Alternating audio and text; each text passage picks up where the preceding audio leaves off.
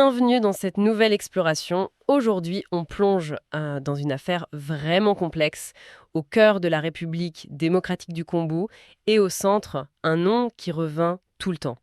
Dan Gertler. Oui, Dan Gertler, un milliardaire israélien. Son parcours est vraiment, imbriqué dans l'histoire récente des richesses minières, pétrolières aussi, du Congo. Tout à fait. Et nos sources, on a notamment un article assez fouillé de l'agence Ecofin de juillet 2021, mais aussi pas mal de rapports d'ONG, d'organismes internationaux, Mhm. et toutes le décrivent comme une figure absolument centrale, et il faut le dire, très controversée. Oui, le mot est faible. Notre mission, comme d'habitude, essayer d'y voir clair, extraire l'essentiel de ces documents pour comprendre comment cet homme a pu devenir incontournable en RDC, Comment il a bâti sa fortune là-bas. quelles opérations ont jalonné son ascension, et puis quelles sont les répercussions aujourd'hui, surtout avec les changements politiques récents à Kinshasa que nos sources analysent de près. D'accord. D'ailleurs, l'article d'Ecofin nous lance direct en parlant d'un revers pour Gertler en juin 2021, des permis pétroliers non renouvelés sur le lac Albert. Ah oui, un signal important peut-être. Peut-être un changement d'époque, oui. Mais bon, avant d'en arriver là, il faut comprendre le début, non? Comment un type de moins de 24 ans arrive à s'implanter comme ça au Congo en 97, en pleine guerre? Oui, pour comprendre Gertler, qui est né en 73, il faut regarder d'où il vient. C'est pas n'importe qui. Son grand-père, Moshe Schnitzer, c'est une légende, un des pères fondateurs de l'industrie du diamant en Israël. Ah oui, Cofondateur, premier président de la Bourse du Diamant d'Israël, son oncle aussi, Shmuel Schnitzer, a dirigé cette bourse et la Fédération mondiale. Donc on parle d'un nom, d'un héritage très très solide dans ce milieu très fermé du diamant. d'accord. C'est un sacré réseau de départ, j'imagine. Ah bah oui, en termes de réseau, de crédibilité dans le secteur, c'est pas négligeable du tout. Pourtant, les sources disent qu'il ne reste pas tranquillement en Israël à gérer l'affaire familiale. Il part très vite et très jeune en Afrique. Exactement, et ça c'est intéressant, dès 1994, il a à peine 20-21 ans, il se lance dans le négoce de diamants bruts. Où ça? Afrique centrale, Afrique de l'Ouest. Les documents le situent en Angola ou Libéria. Des zones souvent très instables à l'époque. Libéria, Angola, c'était pas des zones faciles dans les années 90. Pas du tout. Et il achète là pour revendre en Inde, aux États-Unis, en Israël. C'est audacieux pour son âge. Et c'est là aussi d'ailleurs que les premières vraies controverses apparaissent, bien avant la RDC. Ah, déjà? Avant même le Congo, qu'est-ce qu'on lui reproche à ce moment-là? Bah, ça se corse assez vite, oui. Il y a un rapport de l'ONU de 2001 qui a fait pas mal de bruit, repris par Le Monde par exemple. Ce rapport l'implique dans les affaires assez troubles au Libéria, en pleine guerre civile. L'accusation est lourde. Il aurait échangé des armes contre des diamants. Des armes contre des diamants, les fameux Blood Diamonds. Exactement, en violation d'un embargo international. L'accusation est précise, violant l'embargo. Évidemment, Gertler a toujours nié ça en bloc. Ses avocats londoniens l'ont redit en 2015 d'ailleurs. Nier toute implication dans ce genre de trafic. Mais bon, cette accusation précoce, ça marque quand même. C'est sûr. Donc il arrive en RDC en 1997 avec déjà cette réputation un peu sulfureuse, dans un contexte de guerre, de trafic présumé. Le pays est lui-même en plein chaos. Laurent Désiré Kabila vient de renverser Mobutu. Comment il fait le lien, là? Alors, selon les sources, son arrivée coïncide parfaitement avec les besoins pressants du nouveau régime de Kabila père. Le pays est en guerre, il faut de l'argent, il faut des armes. Gertler aurait proposé son aide. Livraison d'armes, soutien financier pour l'effort de guerre. Et en échange, En échange. il obtient ce que les sources qualifient de concession de diamants à des prix dérisoires. Vraiment très bas. Et le point culminant de cette période, c'est incroyable, en 2000, il obtient un monopole de 18 mois Un monopole? Sur quoi? sur l'achat et l'exportation de toute la production artisanale de diamants du Congo. Vous imaginez le contrôle? Sur tout le diamant artisanal. C'est colossal. Mais ce lien très fort avec Kabila père, ça aurait pu lui coûter cher quand Kabila est assassiné en 2001, non? On pourrait le croire, oui. Logiquement. Mais c'est là qu'on voit ce que les sources appellent sa capacité d'adaptation, presque une anticipation. Apparemment, avant même la mort de Laurent Désiré, Gertler avait déjà tissé des liens très étroits avec le fils, Joseph Kabila. Ah, malin. Très. Du coup, quand Joseph prend le pouvoir, loin de perdre son influence, Gertler la renforce, considérablement même. Et là, c'est vraiment le début de ce que l'article d'Ecofin appelle son jackpot. Sa proximité supposée avec le nouveau président va lui ouvrir toutes grandes les portes. Et plus seulement le diamant, j'imagine. Exactement. Là, on passe à l'échelle supérieure. Cuivre, cobalt, or et même le pétrole. Pour les 20 années qui vont suivre, D'accord. Le passage est clair. Mais alors, comment ça marchait concrètement, ce fameux système Gertler dont parlent les sources pour amasser ces profits gigantesques? On évoque des achats très bas et des reventes spectaculaires. oui, le mécanisme de base tel qu'il est décrit, même s'il y a des montages offshore complexes derrière, repose sur un principe assez simple en apparence, mais redoutablement efficace. Et qui, selon les accusations, nécessitait des complicités politiques et administratives au plus haut niveau. C'est-à-dire?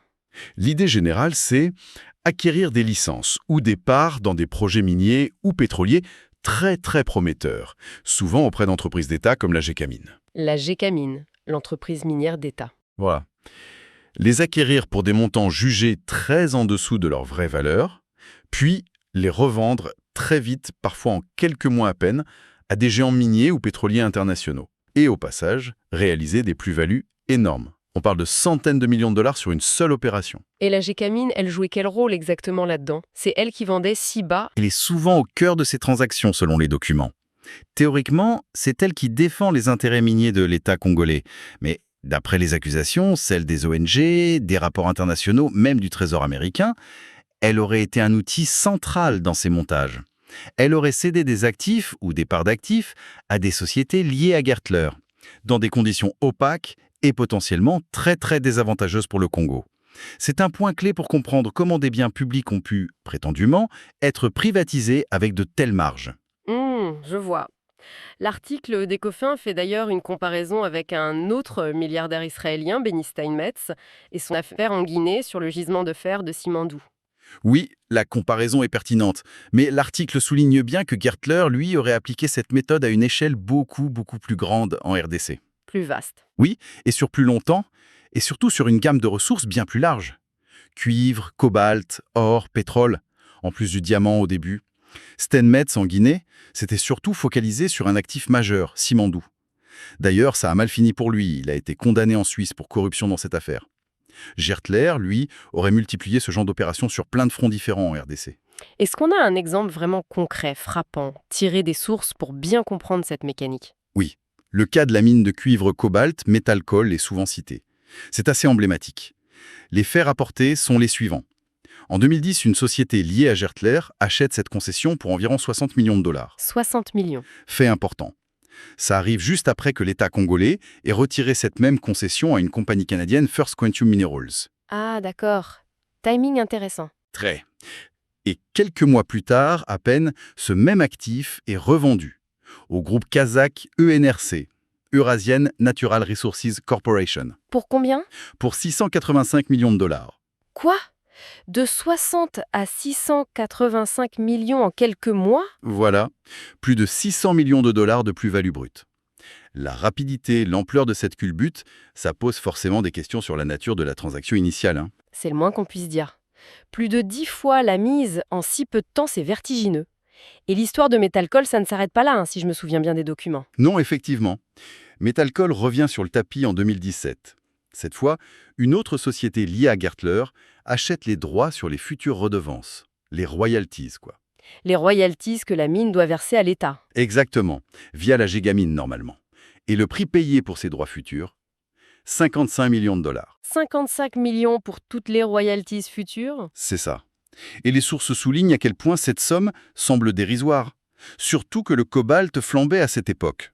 On parle de revenus potentiels sur des décennies. En gros, ça voudrait dire que d'énormes sommes issues de cette mine n'iraient pas à l'État congolais, mais à cette société privée.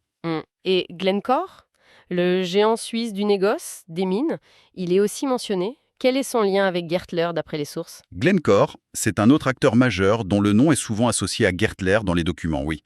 En 2017 aussi, Glencore a racheté les parts que Gertler détenait via différentes structures offshore dans 2 énormes projets de cuivre-cobalt, la mine de Mutanda et KCC, Katanga Copper Company. Pour combien là? Montant total environ 960 millions de dollars. C'est énorme. Mais là encore, la controverse telle qu'elle est rapportée, elle ne porte pas tant sur ce rachat final par Glencore. Ah non. Non, elle porte plutôt sur la manière dont Gertler avait obtenu ses parts minoritaires quelques années plus tôt. Encore une fois, via des transactions jugées opaques, impliquant la Gécamine et des sociétés écrans. D'accord. Toujours le même schéma présumé en amont, en fait. C'est un peu ça, oui. Bon, avec des opérations pareilles, des sommes aussi colossales, j'imagine que ça a fini par attirer l'attention au niveau international, non? La pression a dû monter. Ah oui, clairement, la pression est montée, notamment via des ONG très actives sur la corruption comme Global Witness ou The Sentry. Elles ont publié des rapports très détaillés, très accusateurs. Mais le vrai tournant, c'est décembre 2017. Là, l'administration américaine, sous Donald Trump, décide de frapper fort. C'est-à-dire? Ils imposent des sanctions économiques très lourdes contre Dan Gertler et une trentaine de ses sociétés, en vertu du Global Magnitsky Act. C'est quoi ça? C'est une loi américaine qui permet de sanctionner des personnes impliquées dans des affaires de corruption majeures ou de violations graves des droits humains partout dans le monde. Concrètement, ça veut dire gel de tous ses avoirs sous juridiction américaine et interdiction pour toute personne ou entreprise américaine de faire affaire avec lui. C'est un coup très dur normalement. Et qu'est-ce que les États-Unis lui reprochaient précisément pour justifier des sanctions aussi fortes? Le Trésor américain était très clair dans son communiqué. Ils accusaient Gertler d'avoir utilisé son amitié présumée avec Joseph Kabila pour jouer les intermédiaires dans la vente d'actifs miniers congolais. Et de l'avoir fait via des contrats opaques et entachés de corruption. Washington affirmait qu'il avait amassé une fortune grâce à ça. Ils ont chiffré les pertes pour la RDC? Oui, et c'est assez précis. Le Trésor estimait que, rien qu'entre 2010 et 2012, les agissements de Gertler avaient fait perdre plus de 1,36 milliard de dollars de recettes fiscales potentielles à la RDC. 1,360 milliard. C'est énorme. Énorme. John Prendergast de l'ONG The Sentry parlait carrément d'un partenariat corrompu au sommet de l'État qui avait pillé les richesses du Congo. Les mots sont très forts, surtout venant d'une source officielle comme le Trésor américain. Face à ça, à des sanctions d'une telle ampleur, comment y réagit Gertler? L'agence Ecofin dit qu'il est un véritable caméléon. Est-ce que les sanctions l'ont vraiment bloqué? C'est là qu'on retrouve cette capacité de manœuvre dont on parlait. Logiquement, les sanctions auraient dû l'isoler financièrement, le couper du système bancaire international. Et pourtant, un rapport conjoint de Global Witness et de la PPLA, c'est la plateforme de protection des lanceurs d'alerte en Afrique, sortie en 2020, a documenté comment Gertler aurait réussi à contourner ces sanctions. Ah bon? Comment? D'après ce rapport, il aurait mis en place tout un réseau très complexe de sociétés écrans. Des coquilles vides, quoi, basées au Luxembourg, aux îles Vierges britanniques, pour masquer le vrai propriétaire. Et il aurait aussi utilisé des prête-noms, des gens qui agissent officiellement pour lui. Tout ça pour continuer à recevoir des revenus miniers importants depuis la RDC. Quel revenu et... Oui, notamment les fameuses royalties de KCC et Metalcoal, payées par Glencore et le successeur d'INRC. C'est ce que soutient ce rapport de 2020 avec, selon eux, des preuves bancaires. Incroyable! Donc, il aurait continué à toucher de l'argent lié aux mines congolaises, même sous sanctions. C'est ce que le rapport affirme. Ça montre bien la difficulté de rendre ces sanctions vraiment efficaces face à des montages financiers internationaux très sophistiqués. Et l'histoire a rebondi. Juste avant la fin du mandat de Trump, en janvier 2021, Gertler obtient une licence spéciale du Trésor américain, une sorte de dérogation qui lève temporairement les sanctions contre lui. Ah oui, comment c'est possible? Geste très très controversé, les circonstances restent floues. Mais ça n'a pas duré. La nouvelle administration Biden a révoqué cette licence dès mars 2021. Hop, retour des sanctions. Tout ça montre qu'il y a eu une bataille juridique et politique intense en coulisses. D'accord. Ce qui nous ramène à la situation que décrivait l'article d'Ecofin en juillet 2021. À ce moment-là, le paysage politique en RDC, il a beaucoup changé. Félix Tshisekedi est président et il s'est affranchi de l'influence de Kabila. Quel impact ça a eu sur Gertler? Même, l'article suggère un impact potentiellement majeur. Le non-renouvellement de ses permis pétroliers sur le lac Albert en juin 2021 s'est vu comme un signe très fort. Ça arrive après la rupture de la coalition FCC-CH. L'alliance entre le camp Tshisekedi et celui de Kabila. Donc avec la fin de cette alliance, Gertler semble avoir perdu cet accès privilégié au sommet de l'État.